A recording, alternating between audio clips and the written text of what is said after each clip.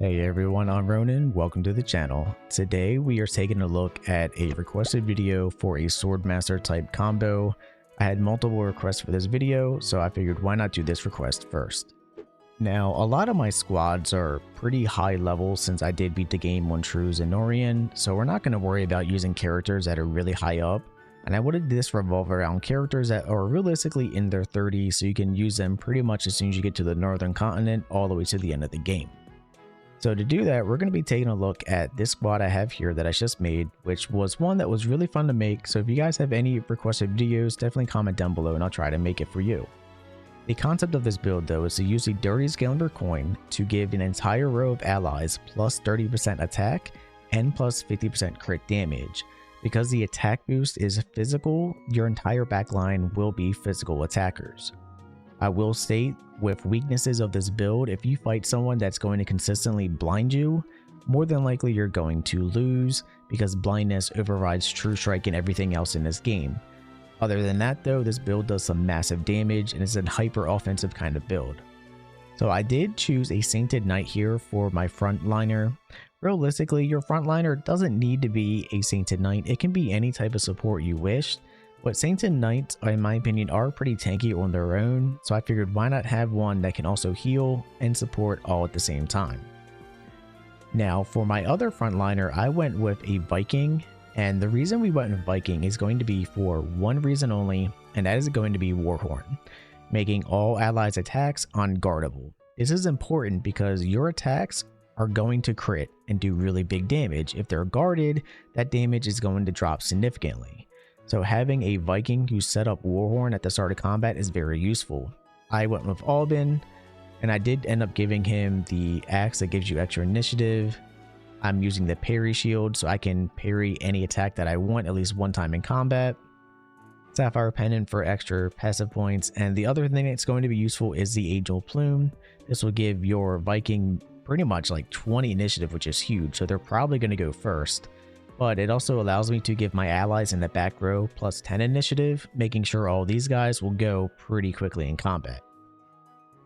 Starting out with our Swordmaster, and I do want to state Swordmasters in the right setup can do a lot of damage. And initially I wanted to do a meteor slash kind of combo, which worked out super effectively to where like this character would one-shot everyone. But it did cause the other characters in the party to be a little weaker, so I decided to have this character revolve around Keen Edge. This gives you plus 50% chance to crit, and it's a True Strike, so no matter what, because this is a True Strike, this will offset the negative 50 accuracy that the Dirty Gambler's coin provides. The weapons I'm using, realistically, you can use whatever weapons you want. I went with the Warrior's Medallion for the extra physical attack. You can easily replace this with anything else that you want. The Dream Crown was just to get the extra attack points, and it gave me all stats. You can easily obtain this in the northern continent by completing all the mining quests and getting all the treasures. This is the last treasure you find. And I have the upgraded version of the King's Blade for the extra all stats, and of course the Wyvern Razor because this gives crit damage and crit chance. So your crit damage with this build is going to be really high, and you'd be surprised how hard Keen Edge can truly hit. The other character I'm using here is Mandarin. I love snipers. I think they are really fantastic. Realistically, you can replace this character with anything you want that will be able to do damage to the front or back row. The reason I liked using him though is because they have the ability row shot, so I can attack an entire row of enemies. If I combine that with the Sniper Amber Lens, that gives me Hawkeye, giving me a guaranteed True Strike and crit. I'm going to crit 3 people for good damage. And of course, I'm using the bow, all stats plus 5. The other character I wanted to add is going to be a Breaker. The reason I like Breakers, although we do have Warhorn to help out when it comes to having all skills unguardable, I like Breakers because they just do massive damage. Their damage is really high. You can realistically replace this character with like your main character if you really wanted to, because that spinning slash ability Elaine has is very powerful. But I did find Elaine is just too high of a level. He's almost level 50, and making a build based off of that isn't really going to help anyone because more than likely you'd beat the game by then. But the reason I chose Breakers is because they get a cool weapon called Juggernaut. Crit damage plus 30%. So you can see how all the extra crit damage is really stacking here hard, because the Gambler's Coin gives you plus 50% crit damage. That's a lot of extra crit damage. You're looking at 80% crit damage because of this weapon, the Juggernaut. This character gets another plus 20%, so 70% crit damage. This character doesn't have any increased crit damage, but realistically it doesn't matter because I have row shot to prioritize the back row, making sure he snipes off the back row pretty easily.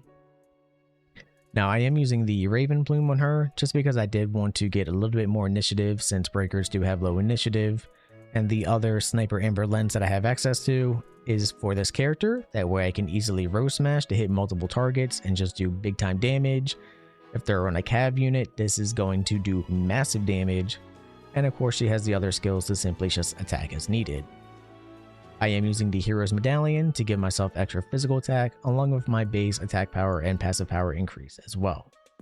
So with all that together, essentially the way this is going to work out, you Warhorn at the start of combat so all your attacks are unguardable.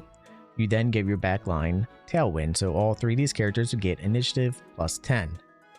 Based off initiative, your Swordmaster will go next. Once she attacks, you will proc your Dirty Gambler's Coin, giving everyone in his back row extra attack and extra crit damage, and then you follow suit and just kind of like wipe out the enemy.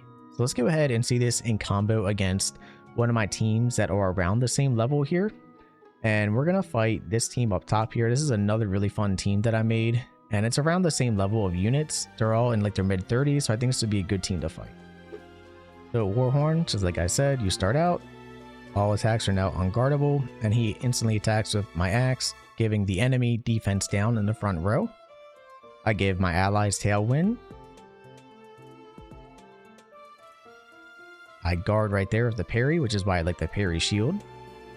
Now, of course, they did have some of their debuffs removed, but that's okay, because now I just attack, crit damage done. She's wiped out, and now I get my charge, giving myself extra damage and attack points. So my next attack when she hits is going to be even harder. So she's going to attack again. This guy's wiped out. Row shot knocks out two of them. Now this character is going to wipe out one of mine because she is very, very strong, and she did have Enrage proc multiple times. But then I follow up and she dies. So you could definitely make this a little bit more tanky if you wished, but that is going to be up to you and how you want to build it and the characters that you use.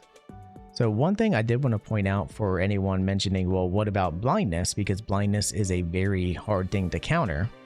Well, one thing you could do if you really wanted to, instead of using the Warrior's Medallion, because this character has such high initiative, I could end up putting a different item on.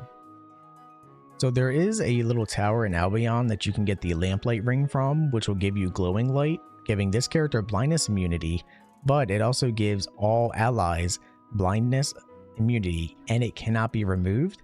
So if you wanted to sacrifice a little bit of damage, you could put this on your Swordmaster. Have the condition to where it's only going to be your first attack here. That way you only use this at the start of combat, you're good to go, and then you will still do absolute monstrous damage, and this will significantly increase your damage against any teams that can do blindness because you completely counter it now. So with that being said, let's take a look at it now. Same group as before, and we'll see the differences now. So kind of like before, I use Warhorn, get that unguardable stuff in. I do my attack to get their defense down. Give my back row Tailwind.